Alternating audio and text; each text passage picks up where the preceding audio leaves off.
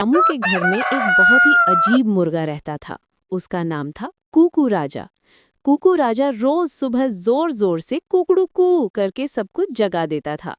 एक दिन रामू की मम्मी ने कहा, आज मुर्गा नहीं बोलेगा तो क्या होगा। अगली सुबह मुर्गा देर से उठा और जैसे ही उसने घड़ी देखी वो घबरा गया। उसने इतने तेज आवाज में कुकड़ू कू किया कि पास वाले घर की अलार्म घड़ी भी डरकर खुद बजने लगी। रामू हंसते हंसते लोटपोट हो गया।